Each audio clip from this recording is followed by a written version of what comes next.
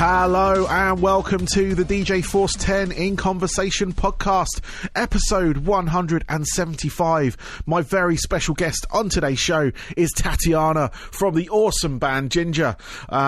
It was great chatting to her. You'll find out everything we talk about in a moment. So I'm not going to hopefully keep you too long, but I've got a few things to announce.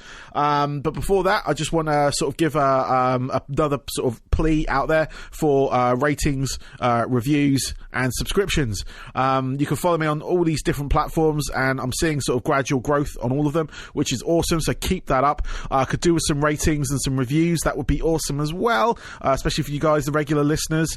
That would be absolutely fantastic. So whatever format you listen to it on, please just pop in a review. It could be a sentence, it could be 5 stars, it can be whatever the rating, out of 10, out of 5, out of whatever they route. But anything is absolutely gratefully received on that front.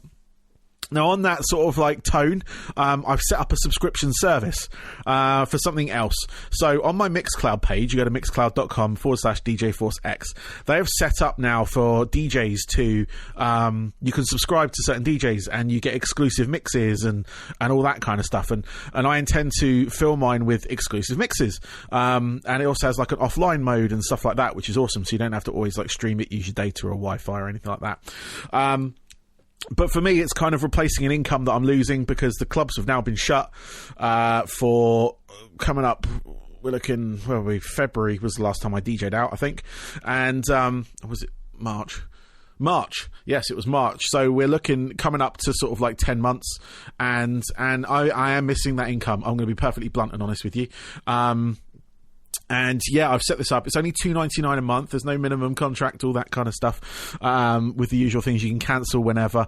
There's nothing on there at the moment, but if you go to DJ Force X Mixcloud page, then it will have like the details there. You can sort of subscribe and it gives you an idea of what you get.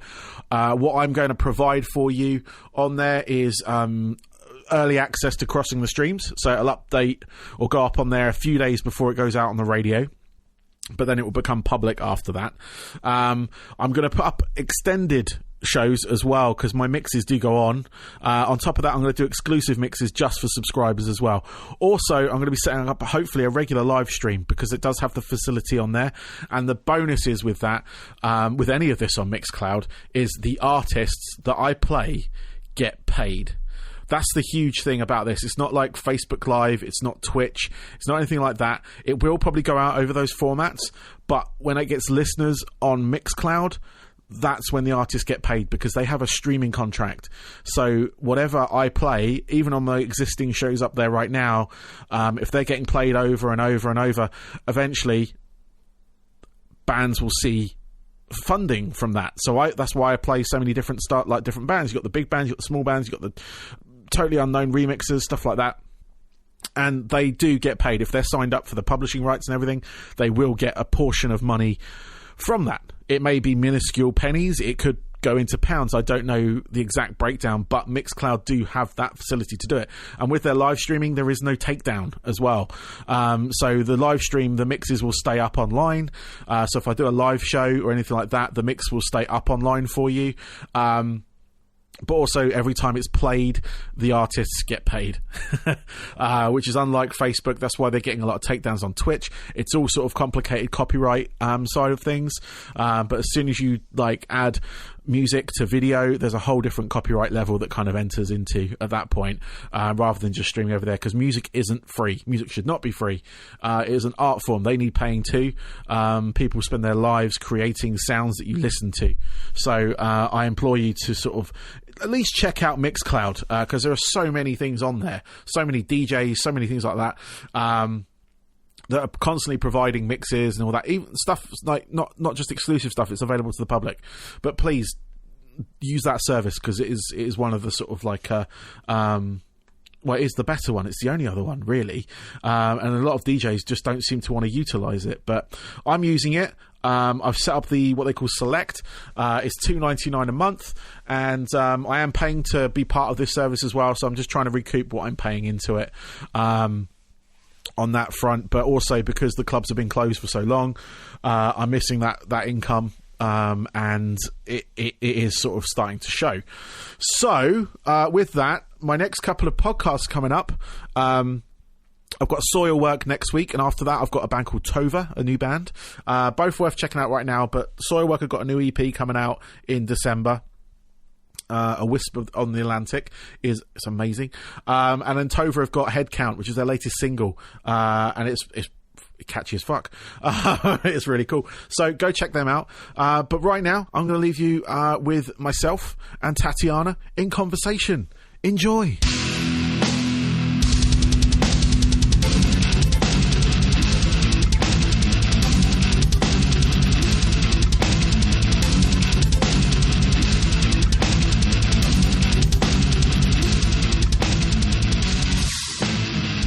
I'd like to welcome Tatiana to the show. She is the vocalist from the band Jinjer. Welcome.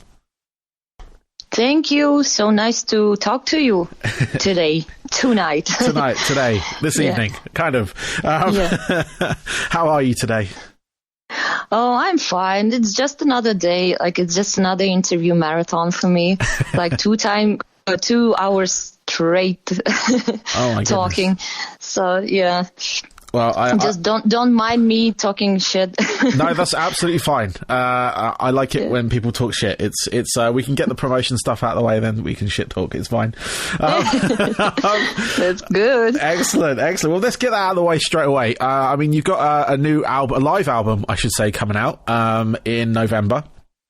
And it's called Alive in Melbourne. And why don't you tell us a bit about that? What was the sort of like? What was the sort of significance of that show, for instance? Okay, well, first of all, like a lot of people know that was our very first time we performed in on this continent, like Australia, and in Melbourne in particular. So and every time it's kind of a tradition for us. Every time we come to a new place, we record something like that, like a live, like the whole concert, and like filming that. And that's another time we did it. Yeah. No, that's cool. It's a very good quality recording. I've been lucky enough to have a stream of the album, and I loved it. It was great. Production value and performance were spot on as well. So I was just curious as to, like, obviously, the sort of significance of those, but that makes sense. Every continent you hit, it's good to actually document something. Without having to rely on sort of outside sources or dodgy sort of like camera off the phone crowd shots and stuff that don't do it justice. And the performance was great. I mean, I've seen you guys around the scene for a long time now. I say a long time. It's been I can't remember how many years, but no, you guys have gone from strength to strength on that front, and putting out a live album is a sort of like testament to that, I feel, because it shows you're confident in yourselves at that front, because a lot of bands don't do that, because they're always very critical of their sort of live performance. Was that something that kind of came across to you guys, or was it just this is who we are? Well, we are just as other bands. We love self-criticism. Yeah. And every time we perform and we know that we have to record it and also film it, it gives a lot of pressure on us. And we have to do it like with a double like strength and power. Double energy.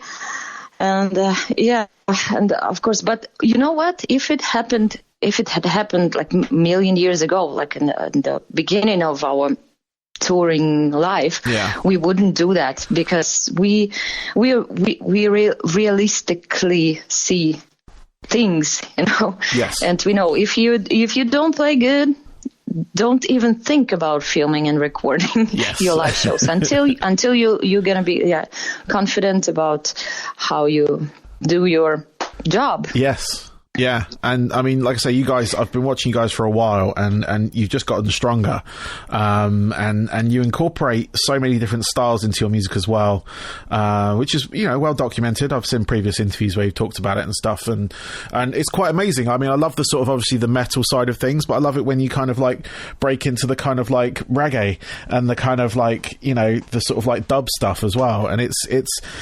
where did that sort of like come from? I know you sort of, obviously you kind of do those styles, but what is the, you know, mixing those two styles? The sort of the only band I can think of that really kind of came close to that is some of the old sort of punk bands. More modern day, I'm looking at Skin Dread and things like that. Yes, Skin Dread. So what was your sort of inspiration behind that? Well, I'm so glad that not only in UK, but the UK will understand me for sure, because reggae scene is huge in there, right? And when like I was a big fan. I used to be a big fan, and I still am, of POD. Yep. And when I was a fan of rapcore and stuff, you know, new metal, I was so, I don't know, like I was so not shocked, but surprised hearing them mixing metal and reggae and raga and stuff. So I was like, oh my god, that's perfect, and it gives you such a good vibe. Yes. Like it's truly amazing how metal can be so sunny, you know. Yes. Yeah. And warm. And even if a lot of people would say that it's not metal, shut up. But anyways, I discovered reggae, but in a really twisted form of reggae, rap, hip hop, metal, rock and stuff. And then I started to do some research, and I discovered Bob Marley, and of course I had my dreadlocks on, so I was so into that. Yeah. And I started to read about like Africa, and read about actually like Haile Selassie, blah blah blah, Rastafari, and stuff, like Rastafari culture. And and I collected a lot of records of like famous artists in dance hall, raga, reggae, dub, and I couldn't stop. And then I realized that, oh my god, I love it so much that I cannot just pass it by, you know, pass it by. Yeah. I need to include that genre into metal.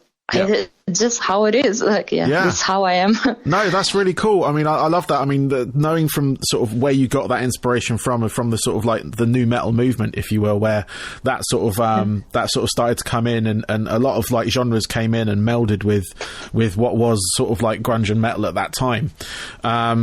Yeah. And I was a big part of that in the UK. Well, I say a big part of that, mid-level part of that.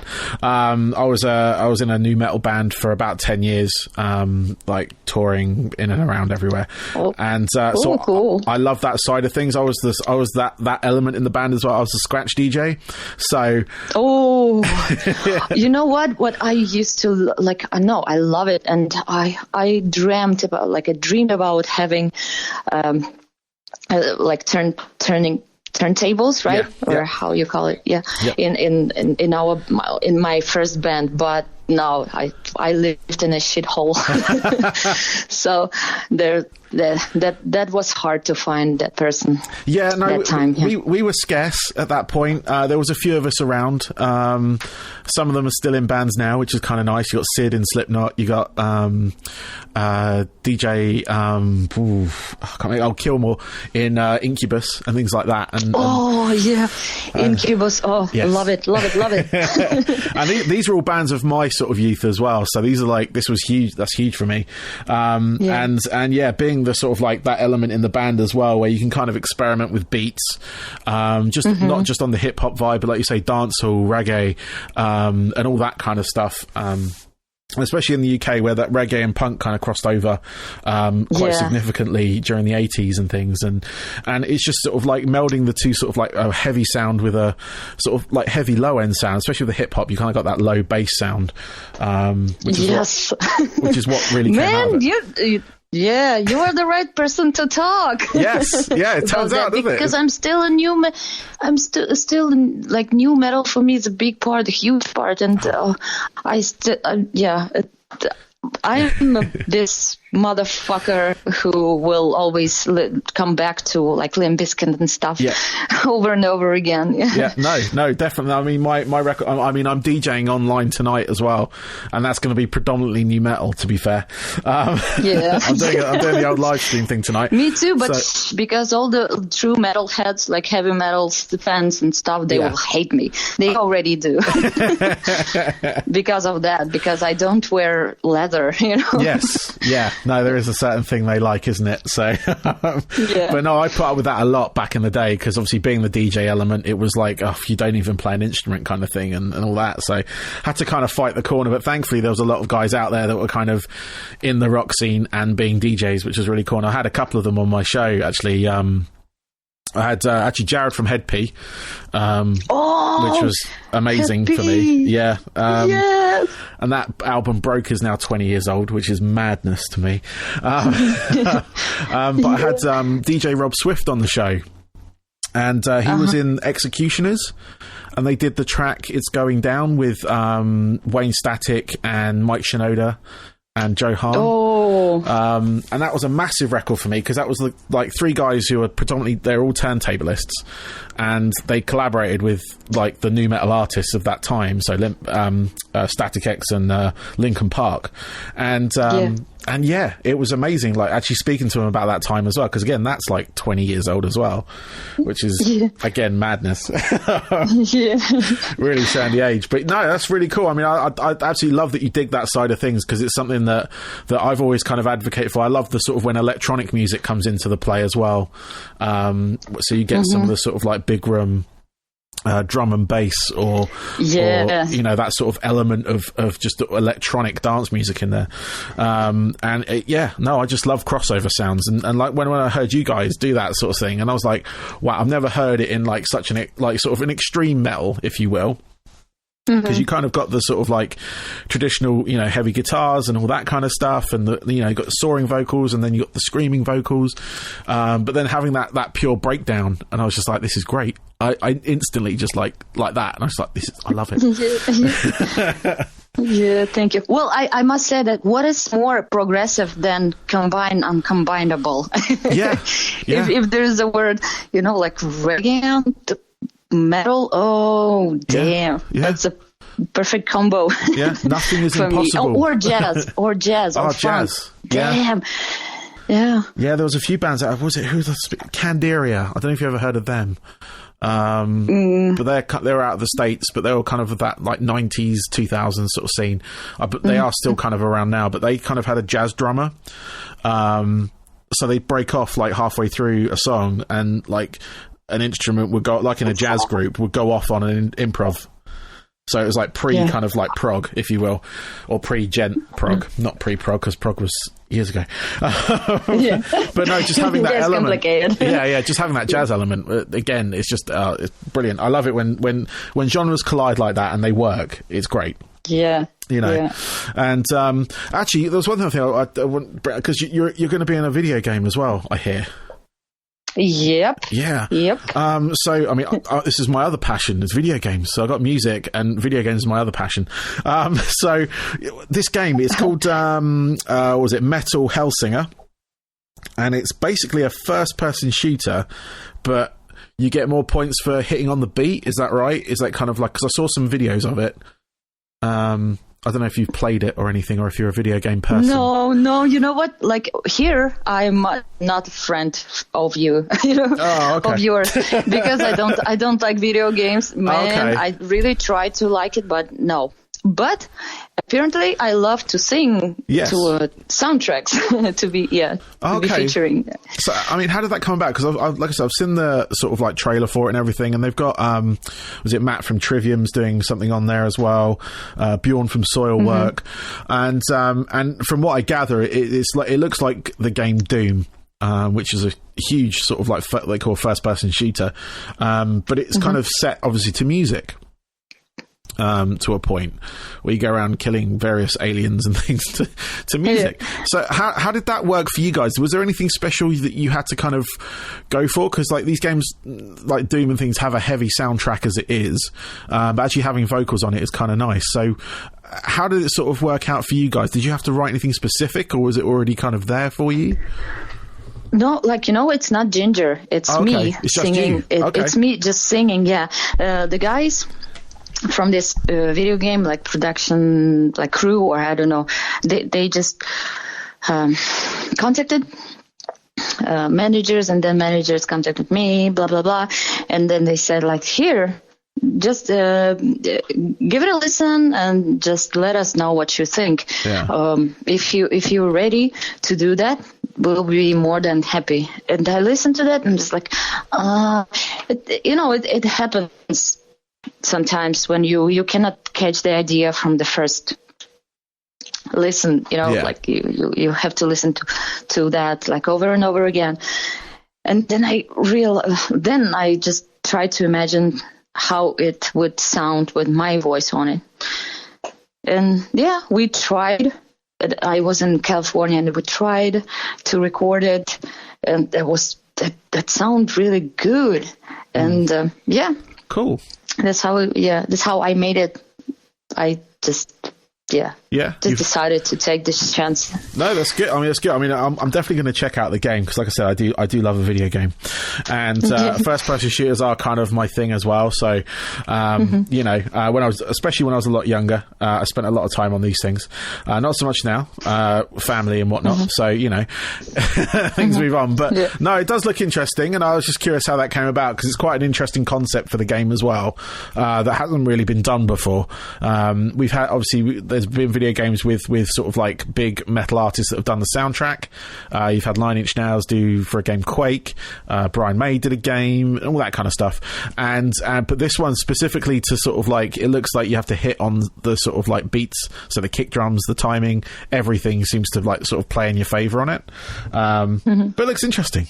Well, it's nice to do something that you don't like, but I mean something that you like. Yes. And I don't know. I don't know how to like. Even if I'm not a fan of video games, but I'm a fan of tracks, like soundtracks. Yes. Because like this game, like Need for Speed. Yep. And that's how I discovered a lot of bands, just being present while some guys were playing this game, and I was like, damn, those soundtracks are so cool. Yeah, no, I've myself have gotten into bands from soundtracks on games. There was a game called Road Rash, which is basically like Need for Speed, but on motorbikes. But back early days when games were very primitive, but they had music videos from like these big sort of rock and grunge bands at the time. So you had things like Soundgarden and things like that were on there, but there were these like other bands that I had never heard of before, and got into them, just from like them being obviously part of the game. But no, it's a great sort of like medium, if you will, even if you don't like them. It's still, like you say, it's a good platform. It's a good platform to promote your band. Yeah, there is that too. EA do that a lot with the soundtracks to their sports games and stuff. So, you get to see a lot of sort of like groups on there, which is kind of cool. Not all the stuff I'm into, but when you fire up FIFA or whatever and you hear something you might like, it's kind of cool. So what I've got a couple of like questions left because I know we're kind of almost at time that I have with you. So what I've got is just a couple more questions. These are sort of my generic questions, if you will. But what I want to find out, I think I'm going to enjoy this bit. But what are your what are the 3 albums that are most pivotal for you? So the one that made you really want to, you know, pick up a microphone, the one that made you want to perform, things like that. What were those sort of like, if you could sum them in 3 albums? Yeah, of course. First of all, 3 albums, only 3 albums. Yes, okay, only 3. Yeah. Okay, let's start with Offspring. The Offspring, the album called Smash. Nice, yeah. Then maybe Guano Apes, Proud Like a God. Nice. Sorry, I love that band. Proud Like a God. Yeah, I love it too. And maybe, there's also Alice in Chains, but no, okay. Lamb of God, Wrath. Cool. No, those are fantastic. Guano Apes, I have not heard that name in a while. I know. They are absolutely fantastic. I have their entire discography actually on my system right now. And I used to have that one until I left in my hometown. And yes. Yeah. It's no, they're just a band that I kind of stumbled upon. I was where was I? I was in Prague, and I think I had MTV on. And between like Beyonce, or not Beyonce, I can't remember, Destiny's Child, I should say. Yeah. Between that and a bunch of other like pop tracks, this rock track came up with, and it was Guano Apes. And I was like, oh, this is brilliant. And I just sort of followed it from there, really. But yeah, that album is a good album. I really, that's amazing. I love them. That was my great inspiration. Like, believe me, like everyone knows that Sandra Nasic is one of the women I wanted to become. Yeah. No, that's really cool. That's like, because that's a band I've not heard of in a long time, and that's great. I mean, obviously Lamb of God, I love it, and Offspring as well, and that's a great kind of like, you've got a great mix of styles there as well, which is really cool. And that's awesome. Awesome. I love Guano Apes. That's amazing. What are your hobbies away from music? So when you're not doing Jinjer things or lending your voice to video games, what do you kind of do to get away from it all? What's your sort of like go-to? Yeah, right now I'm just taking a vacation, like a pretty long vacation, and just doing some things that you cannot call it hobby, but I'm packing things. Yeah. Like I'm moving to another apartment and stuff. But when I spent 6 months in California, in Los Angeles, and lockdown, and stuff, and pandemic. So I discovered that I love aquascaping and fish tanks and fish and stuff. Yeah. And then I got really into photography. So I got my first mirror camera. Yeah. Camera. So I take some pictures of of my cat, but also like portraits. I love taking pictures, like shooting portraits. Yeah. Oh, that's really cool. And so right now, like that's. Oh, and we planted, me and my boyfriend, like we planted corn in California. Yeah. So, a lot of things. We were like into a lot of things. But right now I'm at home, and all the interviews, they don't let me switch to something I love. I'm sorry. I'm just sorry. kidding. I'm just kidding. Well, like spending this whole pandemic doing nothing, music wise, I mean, it's no good. No, so, definitely back to work. Yeah, no, I've been gone back to work for a couple of months now, and it's still strange out there, but it's it's up and down as this thing has been so far. So we'll see where it leads us and whatnot. My kids absolutely adore you. I've got 3 daughters. They're 17, 12 and 11. And Destiny's Child? Yeah. I hope not. But well, actually, no. The money would... No, sorry. But when they've been played your stuff, they've been absolutely astounded that one, a female could do what you do. Because they've always, obviously, I try and expose them to as much as possible. And it's quite difficult in the sort of like light of finding predominantly female fronted bands, if we want to go down that route, or just finding the diversity in that, and actually sort of seeing what away from sort of like operatic style of things. Obviously we've got things like Arch Enemy and things like that as well, but they absolutely loved your style because of the crossover styles you have in there as well. It became very accessible for them.